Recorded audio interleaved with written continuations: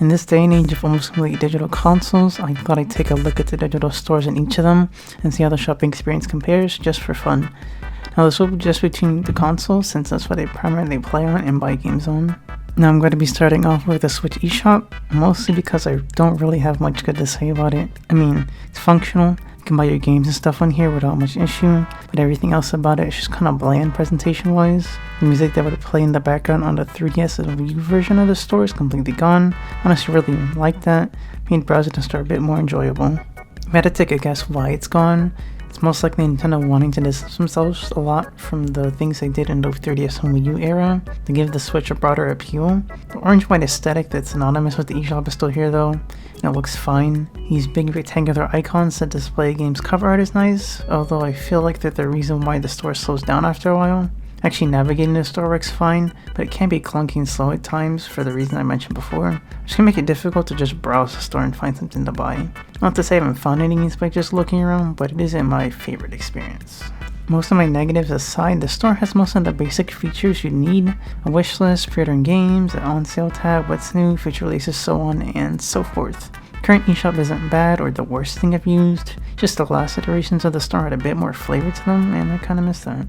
Next, we have the Xbox Microsoft Store. Now, I've bought a lot of games from here over the last several years, and it's been a pretty good experience. Now, it wasn't always like that. Before Microsoft revamped the storefront, it wasn't much better than what I was talking about with the Switch. It had these long card-like icons that would slow the store down after a while scrolling, but in its current state, it's quite great. The presentation has been handled pretty good. There's this dynamic background of scrolling little symbols. The icons for games are just big enough without taking too much of the screen. They've added this sidebar for navigation that's always present. It has all the same features as the other stores as well. One new feature I really like is that the game trailers will play in the top right corner after hovering over them for a second. This can be turned off completely or set to play with or without sound. It's quite nice to be able to see a game at a glance without having to click on it or while reading its description. Another feature it has over the other two systems is the ability to gift games. That may seem like it's not the most necessary one, and it's nice to just be able to gift your friend a game they've been wanting or even receive a game yourself. Now, if only they added the option to see other people's wish list, it would work nicely with this system. A little gripe with the Switch and not really being able to just browse the store casually and find a game isn't an issue here. I found tons of games that I've just played and enjoyed just by going to the store to see what's new. I really enjoy using the store even when I'm not buying anything. And finally, we have the PlayStation Store. Now, I'm not going to repeat myself, the store has almost all the features listed in the Microsoft Store segment, and all my points from there still stand. One feature it does have that actually works is being notified when a game you have on your wishlist is on sale. Xbox says it'll do this, but in the years I've had it turned on, it's only done it once, and it was hidden in my notification bar. Presentation wise, I gotta say, I like this one a lot more than the Xbox Store.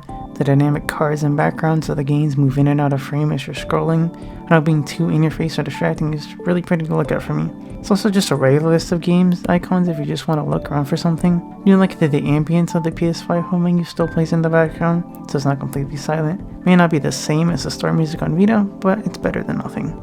So at the end of all this, I think I'm going to say that my personal favorite store out of the three is most likely going to be the PlayStation Store.